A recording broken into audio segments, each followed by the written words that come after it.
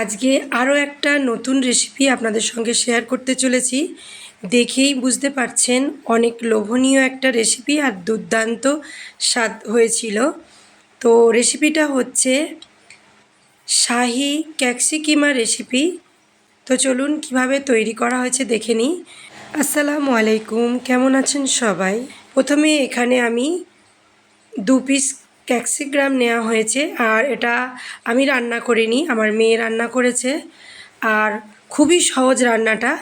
চলুন তাহলে প্রথমে আমি কিন্তু ক্যাপসিকামের ভিতর থেকে যে দানা বীজ রয়েছে এগুলো বার করে নেওয়া হবে, দেখুন।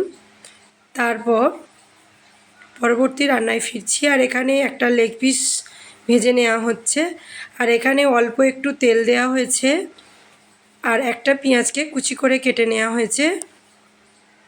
রান্নাটা খুবই সহজ, বুঝতেই পাচ্ছেন এটা কিন্তু আমার মেয়ে রান্না করছে। আর এখানে পেঁয়াজটা যেই লাল হয়ে গিয়েছে, চিকেনটা কুচি করে কাটা ছিল, এখানে 250 গ্রাম চিকেন নেওয়া হয়েছে।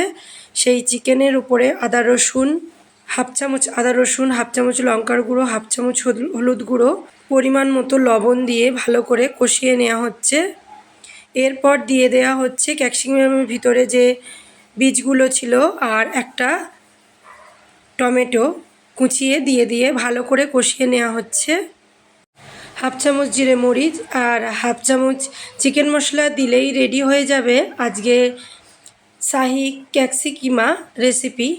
আশা করছি ভিডিওটি আপনাদের কাছে ভালো লেগেছে, আর রেসিপিটি খুবই সহজ, পারলে একদিন বাড়িতে ট্রাই করতে পারেন।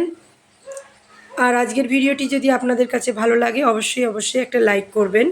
আমার মেয়ে ওর জন্মদিন উপলক্ষে এই রেসিপিটাও বানিয়েছিল। আর ভিডিও কমেন্টে অবশ্যই জানাবেন আজকের রেসিপিটি কেমন লেগেছে আর পরিবেশনটা কেমন হয়েছে। সবাইকে অসংখ্য ধন্যবাদ। আল্লাহ হাফিজ।